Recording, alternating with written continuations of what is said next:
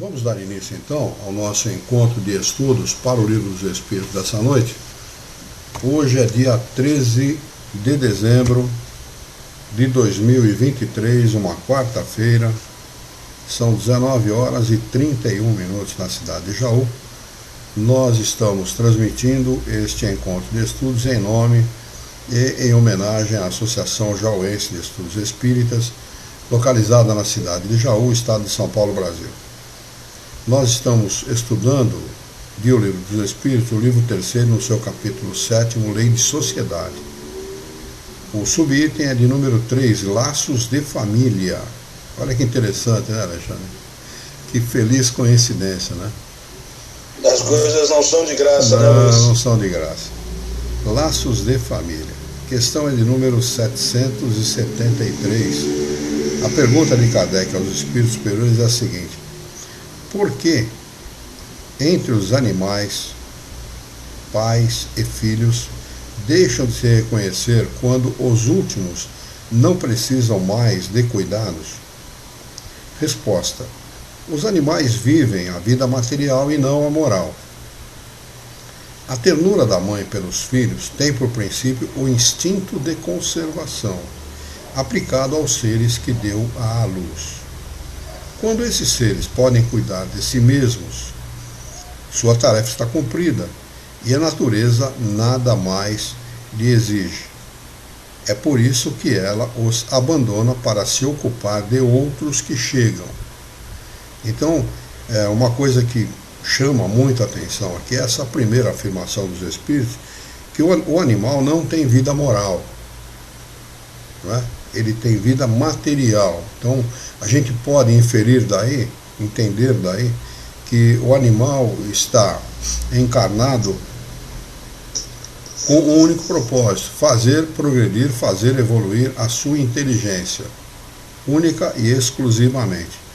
Fazer muito lentamente, muito vagarosamente a sua inteligência, e não a moralidade. Por isso que eles não estão sujeitos às provas e às expiações. Todo sofrimento animal não tem nada a ver nem com prova e nem com expiação, né? Diferentemente, de maneira oposta à encarnação do ser humano, dos humanos, daqueles que já atingiram, do espírito que já atingiu a fase humana da sua encarnação.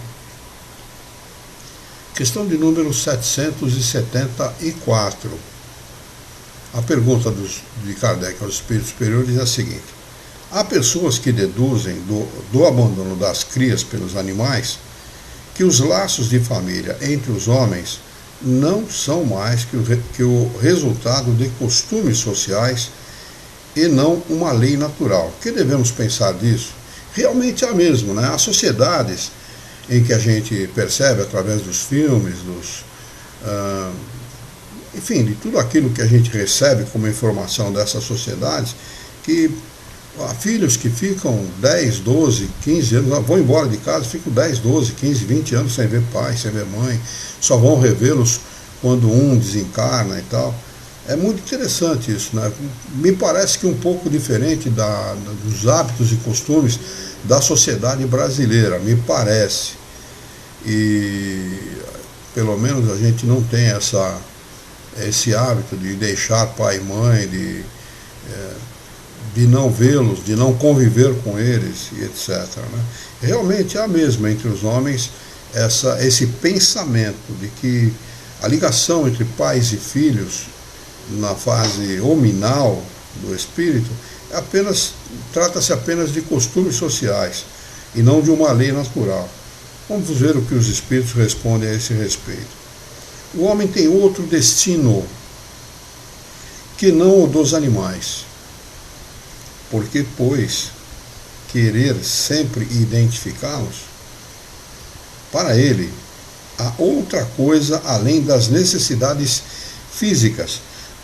Há a necessidade do progresso. Os liames sociais, as ligações, os laços de sociedade são necessários ao progresso, e os laços de família resumem os liames sociais. Eis porque eles constituem uma lei natural, Deus quis que o homem assim aprendesse a amar-se como irmãos. Não tem absolutamente nada a ver o modo de vida de um animal, de um grupo de animais, com o modo de vida dos seres humanos. São situações diferentes, objetivos diferentes, propósitos diferentes, que não tem ligação, que não tem identidade entre si. Não é? Aí tem um rodapé do professor José Herculano Pires, que diz o seguinte: Herbert Spencer considerou a família entre as instituições que dão forma à vida social. Marx e Engels como o primeiro grupo histórico, a primeira forma de interação humana.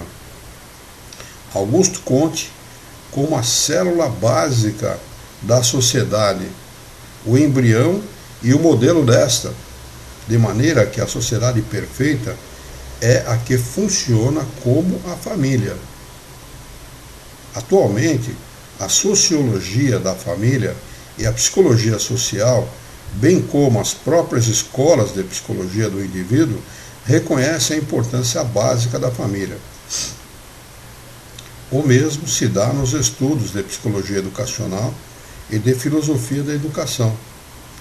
John Dewey, em Democracia e Educação, acentua a importância no lar, na organização social e na preparação da vida social.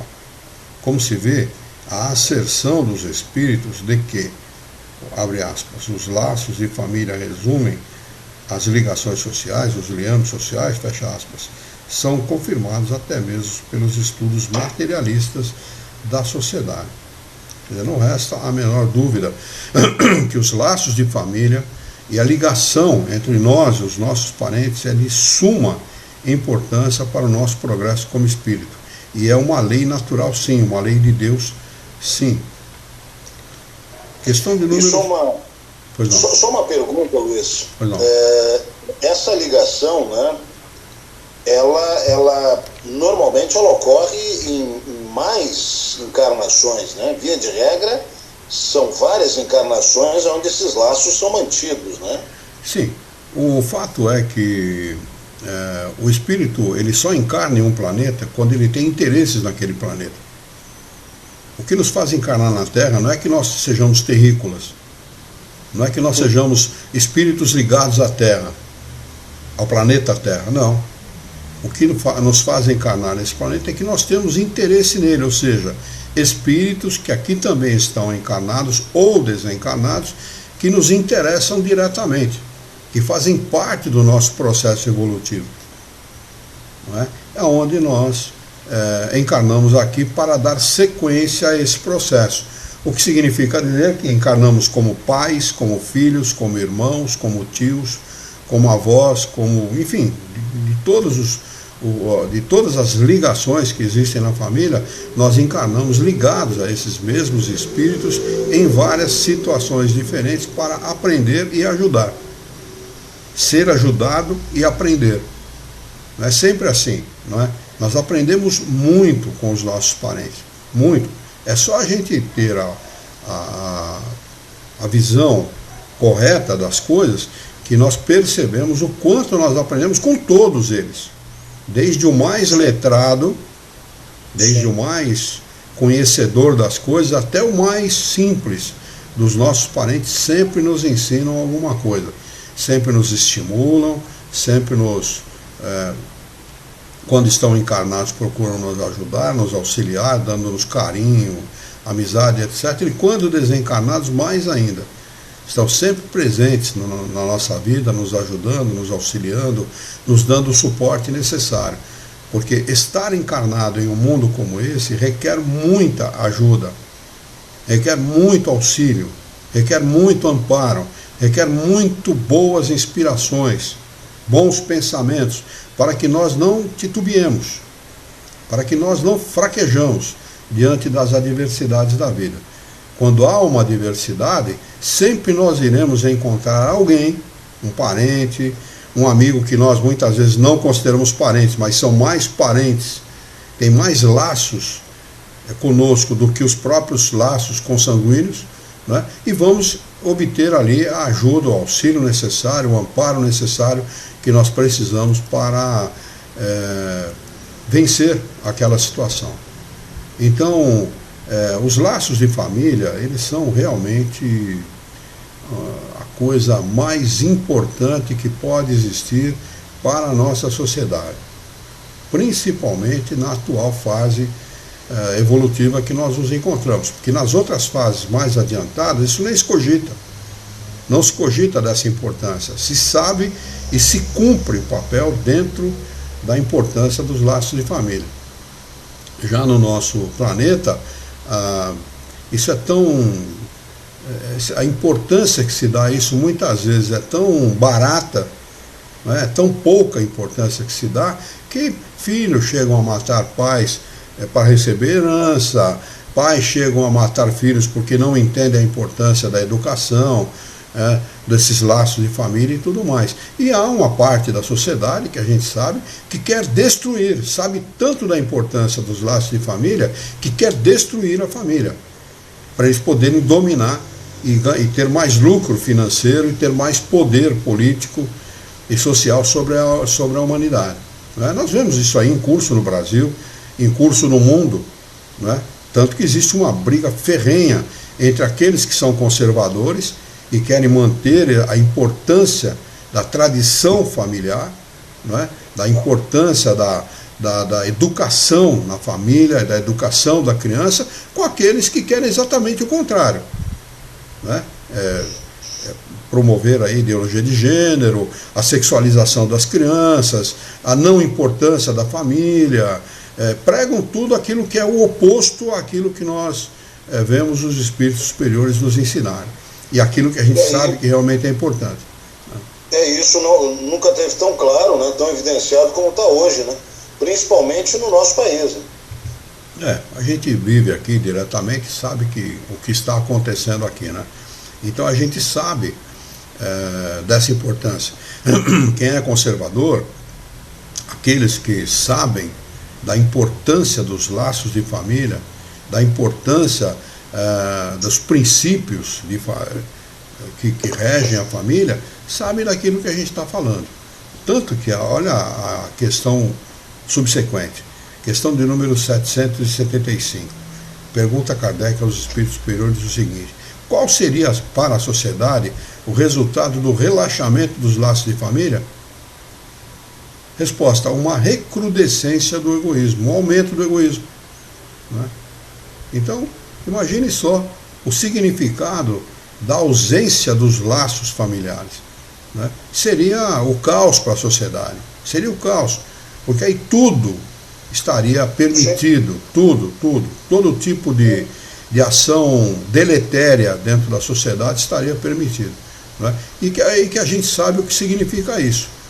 Essa moçada aí realmente fazendo tudo que tem direito e mais um pouco, o sexo sendo completamente banalizado, as drogas dilapidando a sociedade, dilapidando a família, dilapidando a juventude, enfim, tudo isso que nós estamos vendo, uma recrudescência do egoísmo. Cada um vive a sua vida porque acha que tem o direito de fazer aquilo que quer, aquilo que lhe permite a própria cabeça, a própria visão da vida, e acabam fazendo aquilo que estão fazendo, que a gente está percebendo, sociedades altamente avançadas do ponto de vista tecnológico e da inteligência estão aí às voltas sendo açoitadas, vamos dizer assim, pelo uso das drogas.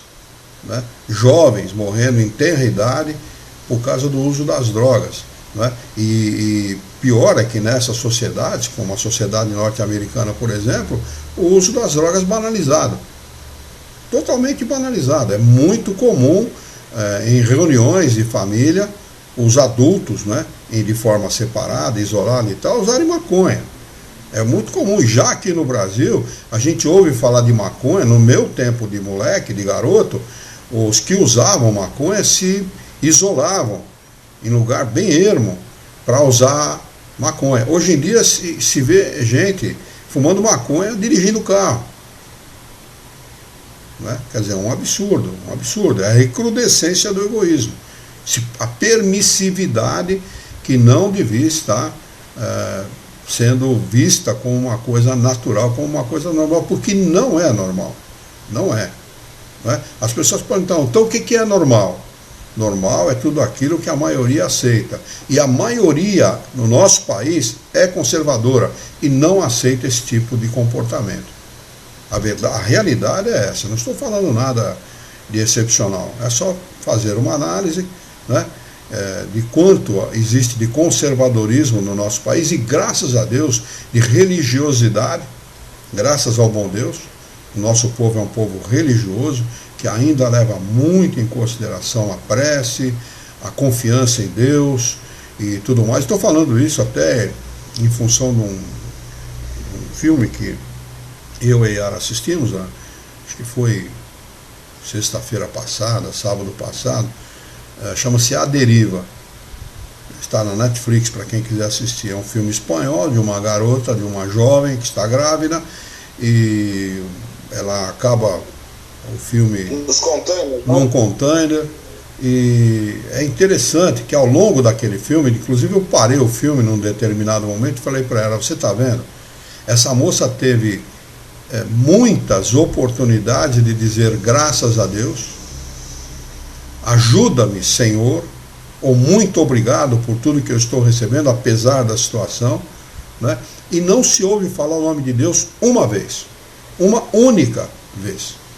Né? Então a gente percebe por que a humanidade está passando pelo que está passando. Né? A Luciana acabou de entrar, está conosco no Instagram e está dizendo que bons estudos para nós. Deixa eu ver se tem mais alguém pelo Facebook. Ninguém ainda. Um abraço para o Lu. Muito bem. Se não existir nenhuma dúvida. Um abraço para o Lu lá. Se não existir nenhuma dúvida a respeito daquilo que nós estudamos, vamos passar para o capítulo 8º, Lei do Progresso. Podemos avançar? Vamos lá. Muito bem. Capítulo 8º, Lei do Progresso, subtítulo de número 1, Estado Natural. A questão é de número 776.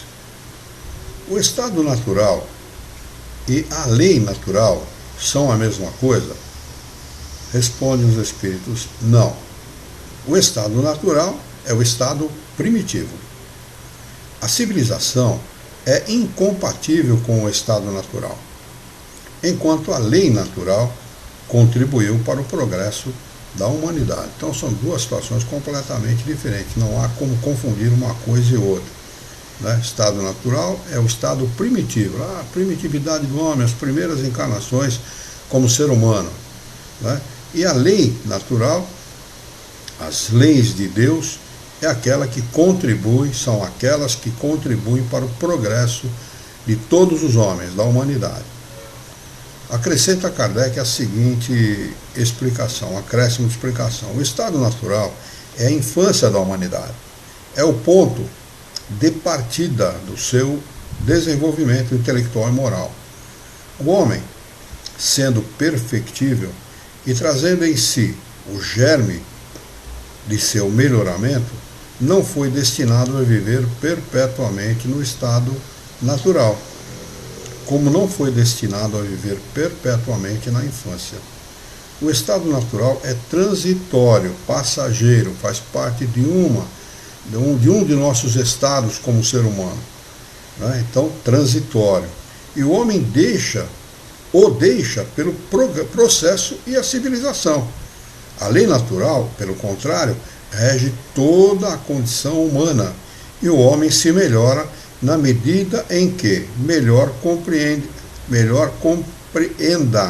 e melhor pratique essa lei. Então, é muito importante nós conhecermos as leis naturais que regem a nossa vida. Nós temos que entender. E a principal lei, aquela que Jesus se debateu para ensinar o homem, para que ele pudesse tomar ciência, não é? É a sobrevivência da alma, a imortalidade da alma. Essa é a principal, porque a partir do momento em que o homem se conscientizar de que ele é um ser imortal, e que o corpo é uma coisa passageira, fugaz até, diga-se de passagem, bastante passageira, ele vai alterar tudo, inclusive as suas instituições, fazendo vingir entre nós, né, o equilíbrio, a paz social, não é? A solidariedade, a verdadeira solidariedade entre todos nós, porque o homem vai se importar muito com aquilo que vai acontecer a ele depois do seu desencarne. Então todos nós seremos muito mais solidários, muito mais amorosos uns com os outros e praticaremos a lei de amor que Jesus pregou com muito mais intensidade. Uns se preocupando com os outros, praticando a lei de caridade, não é? A benevolência para com todos, indulgência para com as faltas alheias e o perdão das ofensas, como nos pede Jesus. Questão de número 777. No estado natural, temos menos necessidades.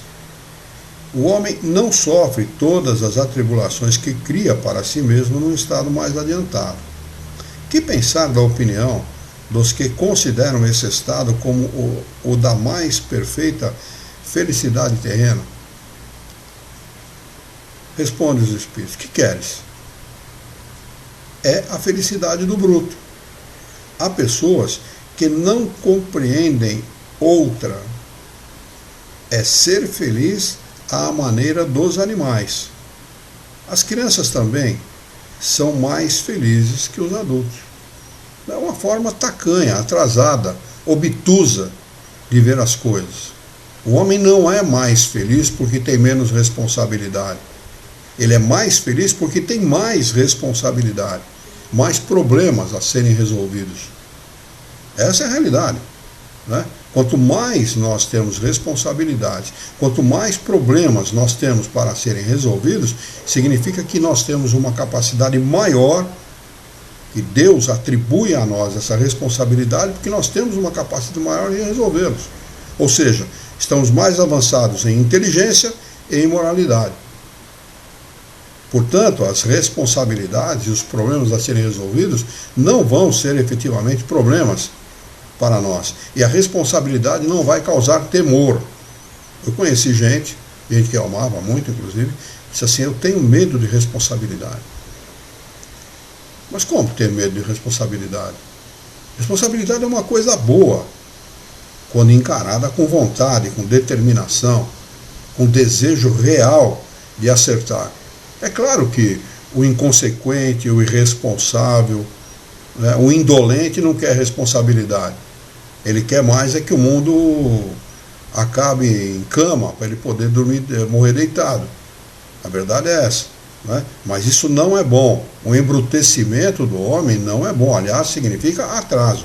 Quanto mais bruto, quanto menos moralidade tem o homem, mais infeliz ele é. Aliás, basta fazer uma análise. Eu não estou aqui querendo ser a palmatória do mundo, não. Mas quanto mais longe da moralidade vive o homem, mais infeliz ele é.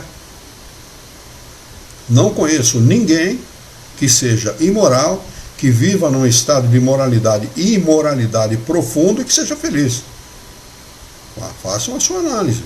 Só basta vocês verem aí parentes, amigos, conhecidos que vivam dessa forma, e para vocês constatarem que eles não são felizes. Não são mesmo. Não há como ser feliz. Eu também não conheço ninguém. Não há como ser feliz dessa maneira. O que traz felicidade é o oposto disso. Não é? Viver bem, agir bem, fazer o bem, falar o bem. Não é? Isso é que traz. Até porque isso nos traz a presença, faz com que nós tenhamos o direito de ter próximos de nós os bons espíritos, os espíritos superiores, o nosso espírito guia. Ao passo que o contrário vai fazer com que eles se afastem de nós, né? Fazendo com que sejamos infelizes ou tenhamos menor apoio desses nossos irmãos. E aí a gente fala, né, Luiz, se todos tivessem essa consciência, né? Um dia terão, com certeza. Um dia terão. Um dia terão. Mas quão quão melhor não seria muita gente se houvesse essa ciência, né? Com certeza, o mundo seria um lugar bem melhor, né? Mas, na realidade, o mundo ainda é um lugar de tristeza, o mundo ainda é um lugar de sofrimento, o mundo ainda é um lugar onde o egoísmo ele é muito maior no coração dos seres humanos do que a solidariedade, o amor, a caridade. Por que Jesus se debate muito, né, durante o seu evangelho, ensina no seu evangelho que a caridade é a coisa mais importante, né? Por que Kardec, trazendo os conhecimentos do evangelho, ampliando esses conhecimentos de forma clara, de forma ampliada, escreve: fora da caridade não há salvação? Não é fora do espiritismo, é fora da caridade.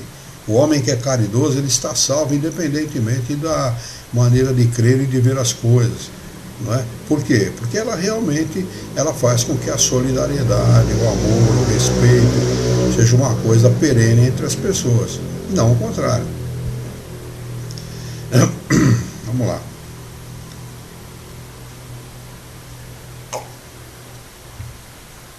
Questão de número 778.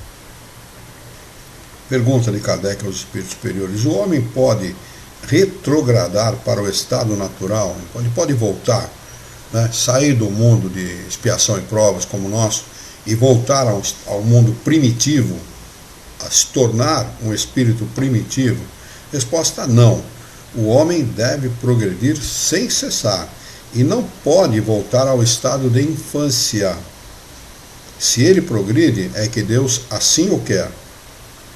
Pensar que ele pode retrogradar para a condição primitiva seria negar a lei do progresso. Lei do progresso, uma lei natural. É uma lei. Nós todos, indistintamente, somos maus e imperfeitos temporariamente. Essa situação ela não é para sempre. Não é? Qualquer homem, por mais vil, por mais desonesto, por mais pernicioso, por mais cruel que ele seja, ele só o é temporariamente e não para sempre. Ele está sujeito a esta lei de progresso como todos nós, e um dia ele será um espírito bom, né? Como nós também seremos um espírito bom no futuro. Item 2. Marcha do Progresso. O subtítulo é Marcha do Progresso. A questão é de número 779. O homem tira de si mesmo, pergunta Kardec, a energia progressiva, ou o progresso não é mais do que o resultado de um ensinamento? Resposta dos espíritos superiores: não duvidem disso. O homem se desenvolve por si mesmo. Tira essa energia de dentro dele. Ele tem essa força. Naturalmente, mas nem todos progridem ao mesmo tempo e da mesma maneira. O homem faz, o espírito faz o seu progresso da maneira que sabe e pode. Não é como a gente desejaria que fosse, né? É então que os mais adiantados ajudam os outros a progredir pelo contato social. Esse é o processo. Não é outro não. O processo é esse, né? O contato social, a interinfluência que existe entre os encarnados, né, uns com os outros, e a interinfluência que existe entre encarnados e desencarnados promove o progresso. Isso é uma coisa tão certa, tão verdadeira, que o que está escrito aqui é o que a gente praticamente, não todos evidentemente, mas é o que a gente em muitas oportunidades na vida vivencia quase que no cotidiano, né? É isso mesmo, é isso mesmo. Muitas vezes a gente está conversando com alguém, às vezes encontra essa pessoa num lugar totalmente alheio àquilo que a gente está pensando, alheio aos nossos propósitos, àquilo que a gente estuda, aquilo que a gente, com as nossas preocupações, e de uma hora para outra surge uma conversa, né? A gente nem sabe muito bem porquê. Eu fui no centro espírita. Bom, você é espírita? Não, não sou não, mas eu estou procurando esse conhecimento me interessou muito, a maneira pela qual eles pensam, a maneira pela qual eles... É interessante como essas coisas acontecem. Parece fortuito, mas não é. Não é fortuito, não é obra do acaso, né? Então, aquele ser foi colocado na tua frente para que você o ajude com o teu conhecimento, né? O esclareça com o teu conhecimento. Né? Alguém já disse um dia que não existe o acaso, né? Não, absolutamente. O acaso é aquilo que... é a maneira do homem explicar aquilo que ele não tem conhecimento a respeito. Então ele chama de acaso, né? Exatamente.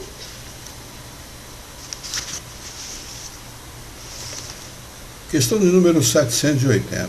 O progresso moral segue sempre o progresso intelectual?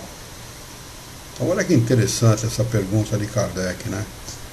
Resposta dos espíritos superiores: é a sua consequência. Então, primeiro ele progride intelectualmente, para depois, na sequência, progredir moralmente. Mas não o segue sempre imediatamente. Então, se progride muito mais intelectualmente, muito mais rapidamente, do ponto de vista intelectual, do que do ponto de vista moral. Mas isso não significa que a moralidade não vai chegar na pessoa. Né? Ele vai progredindo intelectualmente, progredindo, agindo, usando muitas vezes essa sua intelectualidade de forma equivocada, mas chega num determinado ponto da sua existência, como encarnado ou como desencarnado, que ele vai ser cobrado, né, dessa sua inteligência, ou seja, ele vai ser levado a entender e a discernir, a separar aquilo que é bom daquilo que é mal. Aquilo que é bom para ele daquilo que é mal para ele. Ele vai perceber: eu errei, eu usei indevidamente, para mim não é bom o que eu fiz, eu preciso mudar, eu preciso dar um outro rumo para as coisas. E assim o espírito toma as suas boas decisões. Questão de número 780A.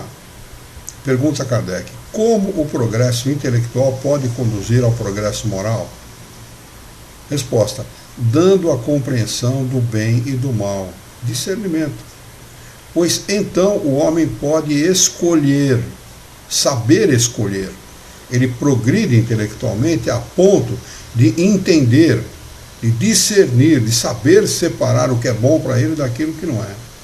O desenvolvimento do livre-arbítrio segue-se ao desenvolvimento da inteligência e aumenta a responsabilidade do homem pelos seus atos. Ele vai entendendo pela liberdade de pensar, e agir, que ele precisa dar um rumo melhor para as coisas. O rumo que ele pensava ser o ideal não era. Às vezes isso leva uma encarnação, 2, 3, não importa, né? Nós estamos aqui exatamente para isso, para aprender, né? Isso pode trazer males à sociedade como um todo, ao conjunto, você pode, né? Mas existem vítimas? Absolutamente. Todos nós estamos na mesma situação, no mesmo barco.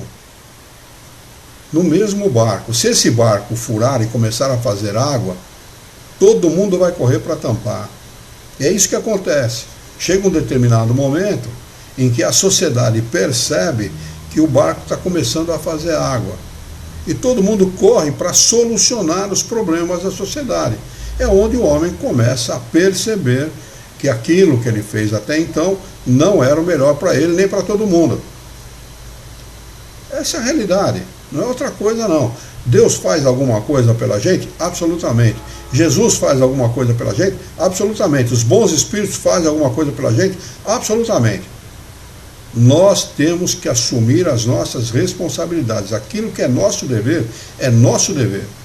Corrigir a sociedade, torná-la melhor, mais justa, não é um dever de Deus, nem dos bons espíritos, nem de Jesus. É dever do homem. É dever do espírito que habita esse planeta, seja ele encarnado ou não. Nós temos essa responsabilidade. Enquanto nós nos omitirmos dela, a nossa sociedade continuará sendo aquilo que é. Inconsequente, indolente, irresponsável, bruta, injusta, enfim, tudo aquilo que a gente vê aqui. Né? A partir do momento que o homem tomar essa consciência, a hora que ele descer do pedestal que ele mesmo cria para ele, ele deixar orgulho, vaidade, principalmente o egoísmo de lado, ele vai perceber que é muito melhor não ser egoísta do que ser. Ele vai perceber que amealhar, ajuntar, não é tudo. E que quem divide soma. É isso que nós temos que aprender como sociedade, a dividir. O que acontece hoje, as pessoas somam e não sabem muito bem o que fazer com aquilo. Chega um momento que eu sei o que eu vou fazer com todo o dinheiro que eu tenho. Ele não sabe muito bem o que fazer, já tenho tudo. Né? Aí ele começa a dar a divisar um outro plano, a divisar uma outra perspectiva para reger a sua vida, para reger a sociedade. Né? E é assim que acontece, é assim que tem que acontecer mesmo.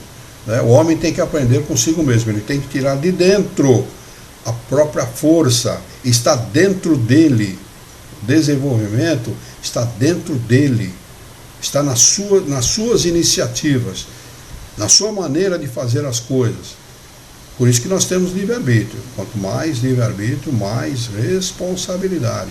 O desenvolvimento do livre-arbítrio, o desenvolvimento do livre-arbítrio segue-se ao desenvolvimento da inteligência. Desenvolvemos a nossa inteligência, o nosso livre-arbítrio é maior. Agora, o uso desse livre-arbítrio é que depende muito da moralidade. Nós temos a liberdade de agir, mas a qualidade das ações depende muito da moralidade. Se houver só inteligência e não moralidade, o uso desse livre-arbítrio é pernicioso para a sociedade. Mas nós estamos muito próximos, talvez uns 1000 anos, mais ou menos, alguma coisa assim, 2000, talvez, de começar a entender isso. Mas vai chegar essa oportunidade, com certeza, vai chegar. Os tempos são chegados, é a primeira ou segunda lição de outubro de 1866, muito instrutiva. Recomendo a todos vocês que quiserem se ilustrar, peguem na Revista Espírita de 1866, no mês de outubro. Os tempos são chegados. E leiam com calma, é uma lição longa, sabe? Leiam aquilo que Kardec escreve ali. Vamos ver que maravilha. Realmente os tempos são chegados, mas não o tempo do homem. O tempo do homem não tem nada a ver com os tempos os quais citava Jesus. Os tempos de Jesus, de Deus, nosso Pai, não são os tempos do homem. Vai acabar nada, não vai haver um cataclismo, não é absolutamente nada, não é nada disso, não tem nada a ver com aquilo que propõe o homem, com aquilo que teme o homem. Aliás, a sociedade norte-americana está esperando a destruição do mundo de uma hora para outra. Eles fazem filme a esse respeito, parece que fazem um filme por dia a esse respeito. É impressionante como a sociedade norte-americana teme perder aquilo que conquistou ao longo dos anos. Né? É mais temor de perder aquilo que tem do que outra coisa. Né? Hollywood é só isso, né? A maioria dos filmes de Hollywood é basicamente focado naquilo que dá bilheteria, que é a desgraça, é o fim do mundo, é a aniquilação, essas coisas todas. A gente vê uma preocupação a esse respeito, uma preocupação muito grande da sociedade norte-americana. Não só a sociedade norte-americana, a sociedade de modo geral. Né? Vem aí uma terceira guerra, agora vai estourar a terceira guerra mundial, agora vai estourar. E o criador da bomba atômica, quando ele criou a primeira bomba atômica que foi jogada sobre Nagasaki, se não me falha a memória, ele falou assim: nós criamos o maior período de paz da humanidade. Nós acabamos de criar o maior período de paz da humanidade, e não de guerra. Por quê? Porque Estados Unidos desenvolveu a bomba, desenvolveu uma segunda muito mais potente. Agora, aquelas bombinhas pareciam esses traquezinhos de festa de São João, perto das que existem agora. E por que um joga no outro? Porque se ele acionar o botão, o outro também vai acionar, o outro vai acionar, o outro vai acionar, a destruição do planeta. Então, não se destroem mutuamente, porque sabe que ele também será destruído. Então nós temos aí, por força das coisas, o maior período de paz que a humanidade já presenciou. Existem guerras locais, mas as guerras mundiais jamais acontecerão novamente, na minha opinião. É a paz pelo medo, né? É a paz pela força das coisas, pela força das circunstâncias, não é por bondade, não. Porque não existe bonzinho nesse mundo, pelo contrário. Né? Muito bem.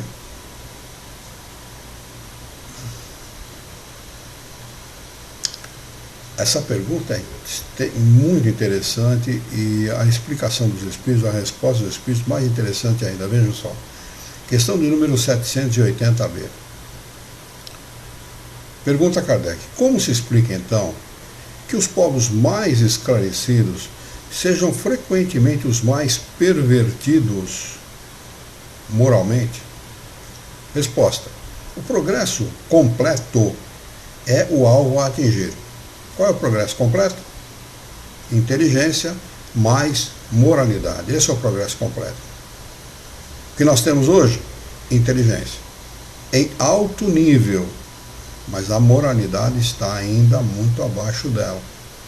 Mas os povos, continuam respondendo, como os indivíduos, não chegam a ele, ao progresso completo, senão passo a passo.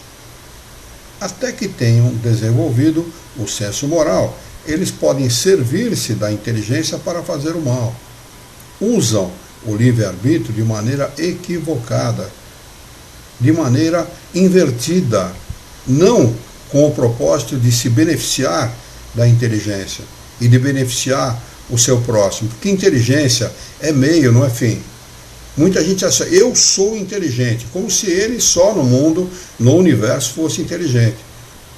Inteligência não é fim, é meio através do qual o homem mais inteligente ajuda o menos inteligente a também tornar-se inteligente.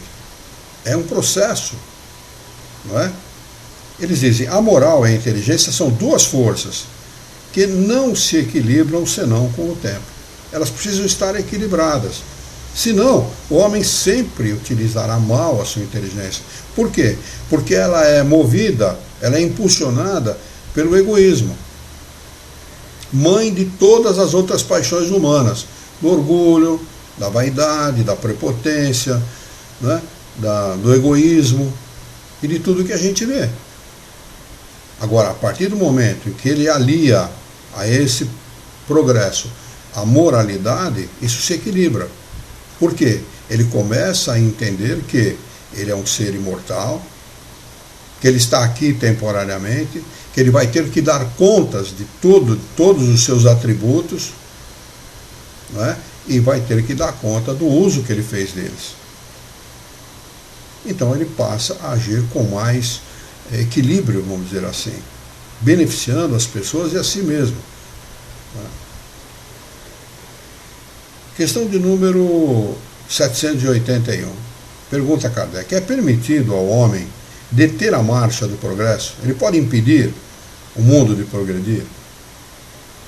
Resposta: não, mas pode entravá-la algumas vezes. E localmente, não do mundo em si, não do planeta em si. Ele pode entravar localmente, em determinadas localidades, de forma isolada, mas nunca do mundo. O mundo progride sempre, malgrado a vontade do homem, malgrado a sua imbecilidade, malgrado a sua estupidez, malgrado a sua ignorância, porque esse é o problema do homem, a ignorância daquilo que ele é na verdade. Um ser espiritual com uma experiência material e não o contrário.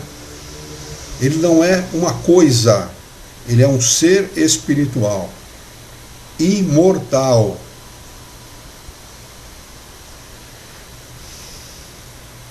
Questão de número 781A. Que pensar dos homens que tentam deter a marcha do progresso e fazer retrogradar a humanidade? Resposta: pobres seres que Deus castigará. Serão arrastados pela torrente que pretendem deter. Não há como deter o progresso. O progresso é o progresso. Não há como. É uma máquina poderosa que leva no peito todo mundo. Quem não se esclarece, quem não busca progredir, é arrastado por ela, não tem como. E ele vai ter que progredir por força da circunstância. Ele vai ter que entender que ele tem que progredir e que ele precisa progredir. Não tem como se deter naquilo que ele gosta de fazer, nas suas paixões. Não é? E isso vale para encarnados e para desencarnados. Nós estamos encarnados, vivendo uma situação muitas vezes cômoda, financeiramente, socialmente, cômoda, mas seremos arrastados por essas necessidades. Porque o homem percebe sempre que ele precisa progredir. Deixa eu ver aqui, a Márcia enviou alguma coisa aqui, mas eu não estou recebendo no chat, viu, Márcia? Por favor, se você puder escrever aí no chat, eu te agradeço, viu? Aliás, não estou vendo ninguém aqui no chat do Facebook, viu? Para mim não tem ninguém aqui, mas se você puder escrever, eu te agradeço. Deixa eu ver se tem alguém aqui no YouTube, também não. Aqui apareceu uma mensagem para mim que a Márcia escreveu alguma coisa, mas eu não sei se o Facebook está com alguma dificuldade de reproduzir o chat. E não sei o que está acontecendo, eu não estou recebendo nenhuma mensagem. Vocês me desculpem, vocês que estão por aí. Provável que o Facebook esteja com alguma dificuldade, né? Provável. Muito bem. Vamos dar sequência então aos nossos estudos. Questão de número 782. Pergunta Kardec: não há homens que entravam ao progresso de boa fé, acreditando favorecê-lo? Porque o veem segundo o seu ponto de vista? Egoísmo, né? Egoísmo. Quem se fecha no seu próprio ponto de vista é egoísta. Né? E frequentemente, onde ele não existe, resposta dos espíritos superiores: pequena pedra posta sobre a roda de um grande carro, sem impedi-lo de avançar. Só uma pequena pedra esmagada. É isso que ele quer dizer. Não é? Nós somos todos pedras, desse ponto de vista. Nós somos muito pequenas. Nós não temos o poder sobre nada. Aliás, o poder é dado ao homem por força da vontade do Criador. Se ele está no poder, ele está lá porque Deus permitiu. Aliás, tudo o que ocorre no nosso planeta e no universo é sempre sob permissão do Criador. E nunca o contrário. O homem tem a ilusão de que manda, a ilusão de que é um poderoso e tal, mas na realidade ele não tem poder nenhum. Não é? Ele está passando ali, está sendo permitido a ele, está sendo dado a ele uma oportunidade. O que ele vai fazer com esta oportunidade vai ser problema dele. Ele vai ter que responder por isso. Se ele a usá-la bem, ele vai ser favorecido por isso. Se ele utilizar mal essa oportunidade, ele vai ter que responder por isso também. E não vai ser agradável. Não é? Aqui não vai nenhuma ameaça, nem nada disso, não é a pedagogia do medo, nem absolutamente nada disso, mas é uma questão de lógica. Não é? Um patrão favorece um funcionário indolente? Nem poderia. Ele vai favorecer o funcionário que se dedica, o funcionário que é proativo, o funcionário que tem iniciativa, né? Mas o funcionário indolente, ele vai procurar substituí-lo por outro, que seja melhor do que ele. Né? Deus não nos substitui como espíritos, porque nós somos imortais, nós existiremos para sempre, mas certamente vai cobrar daquele filho ingrato, como diz Jesus, a sua inépcia, a sua imprudência, a sua falta de responsabilidade. Numa futura encarnação nós teremos que responder por isso. Teremos que responder por essa inépcia, por essa indolência, por essa falta de responsabilidade. Não é? É aquilo que Jesus aconselha. Não é? Seja prudente, seja manso como a pomba e prudente como a serpente. Palavras de Jesus. Ele se utilizou dessas palavras, não sei se são palavras dele ou se ele retirou de algum lugar, mas que são verdadeiras, são. Não é? Nós temos que ser assim, prudentes como a pomba, mansas como a pomba e prudentes como a serpente, não é? Para poder utilizar da nossa encarnação como meio de progresso, como meio de avançar no nosso progresso espiritual. Questão de número 783. Pergunta Kardec aos espíritos superiores: o aperfeiçoamento da humanidade segue sempre uma marcha progressiva e lenta? Resposta: ao progresso regular e lento, que resulta da força das coisas, mas quando um povo não avança bastante rápido, Deus lhe provoca, de tempos em tempos, um abalo físico ou moral que o transforma. É assim que as coisas funcionam, né? Se o sujeito está muito lerdo, muito lento, se a sociedade está muito lenta, muito lerda, não quer avançar, ou se é indolente a esse respeito, alguma coisa vem para fazê-la avançar, né? Alguma coisa acontece para fazê-la avançar. É o chamado aguilhão. O aguilhão é aquele espeto que o dono do boi usa para fazê-lo andar. Espeta a bunda do boi e o boi, se ele não quer avançar, ele vai avançar de um jeito ou de outro. É mais ou menos assim, né? É claro que é uma comparação muito esdrúxula em relação à sabedoria e à bondade do Criador, mas é mais ou menos isso que ele se utiliza. Vocês não querem avançar, vocês vão ter que avançar. É mais ou menos como o pai que percebe o filho que não quer estudar, que não quer progredir, que não está aproveitando a oportunidade. Ele vai utilizar-se de alguma forma de fazê-lo avançar, de fazê-lo progredir, né? Porque ele sabe que se ele se mantiver naquela situação, a infelicidade é certa, com a mais absoluta certeza, né? Então nós temos que avançar. Kardec faz o seguinte acréscimo de explicação: sendo o progresso uma condição da natureza humana, ninguém tem o poder de se opor a ele. É a força viva que as más leis podem retardar, mas não asfixiar.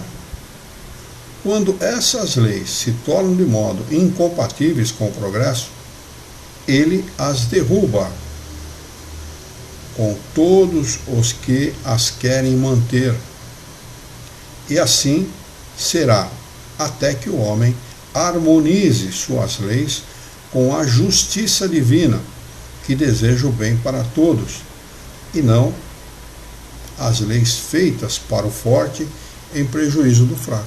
É isso que nós vemos no nosso mundo, né? Leis humanas que privilegiam o forte em detrimento do fraco. Sempre foi assim. O forte sempre tomou tudo o que quis, à força, sem se preocupar com o fraco. Ele segue explicando: o homem não pode permanecer perpetuamente na ignorância, porque deve chegar ao fim determinado pela providência. Qual é o fim determinado pela providência? A nossa perfeição. Uma perfeição relativa? Sim, mas a perfeição, a felicidade plena. Esse é o objetivo, não é? Deste fim determinado pela providência. Ele se esclarece pela própria força das circunstâncias.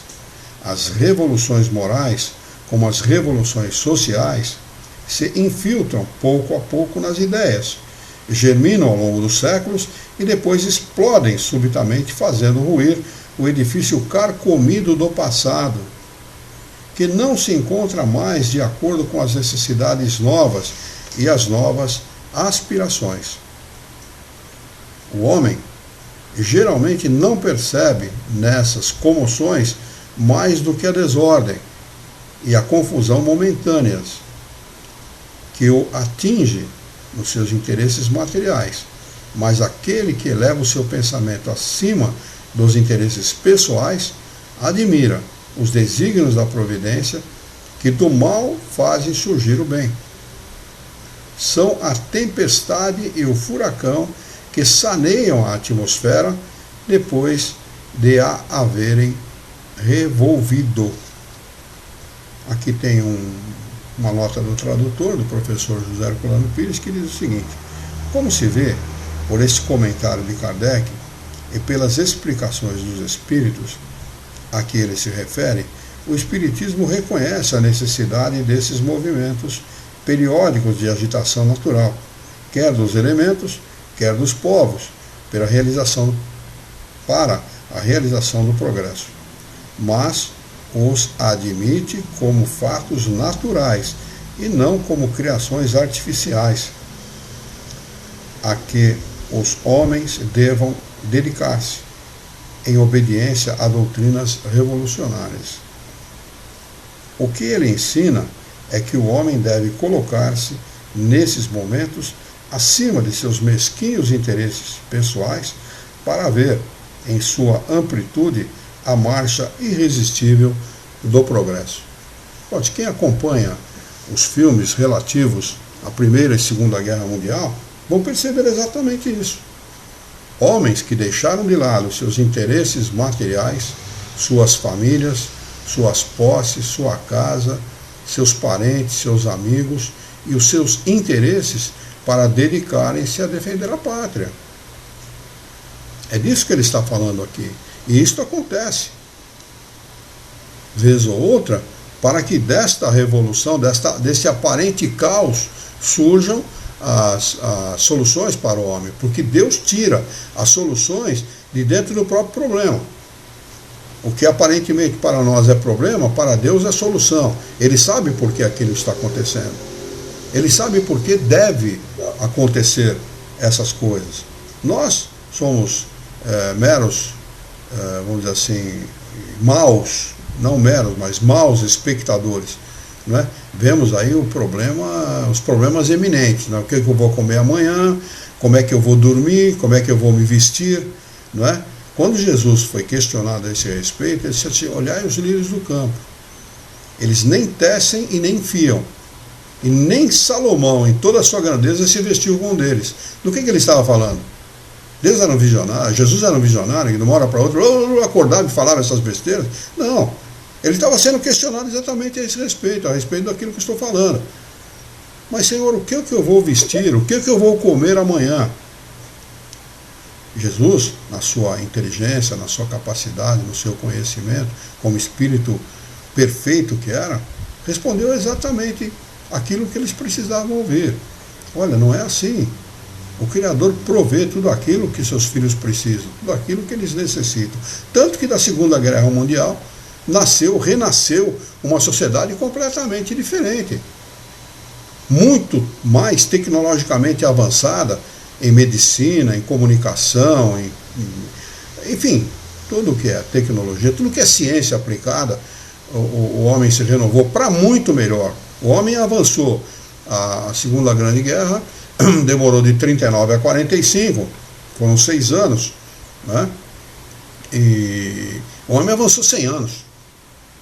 Em 6 anos avançou no mínimo 100 anos, se não mais, em termos tecnológicos, né? Então, o Criador tira de dentro do caos, de dentro do problema, as soluções para aquilo que nós precisamos.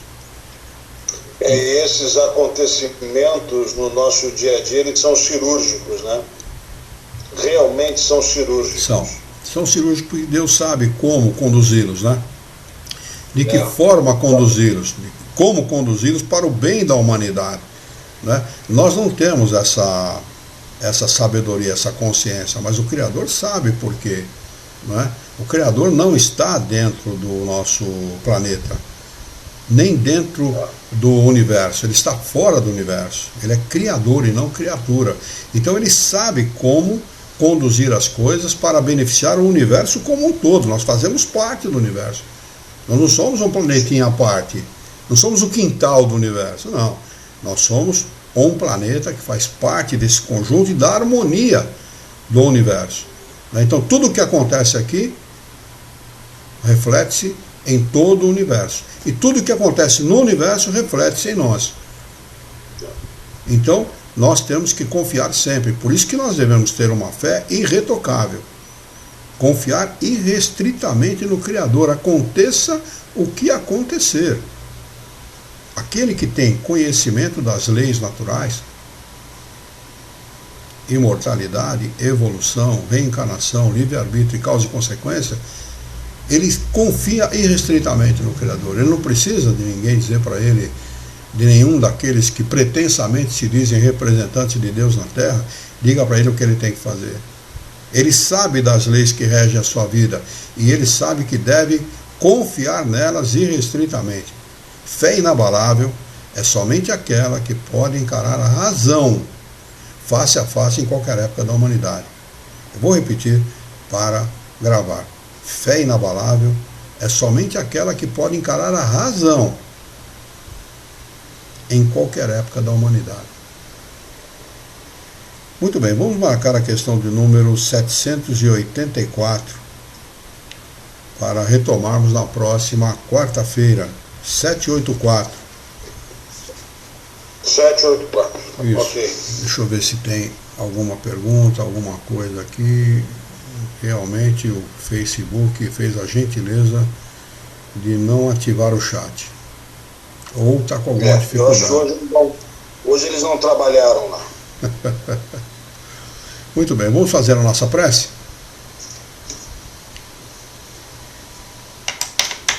Vamos lá. Vamos elevar o nosso pensamento.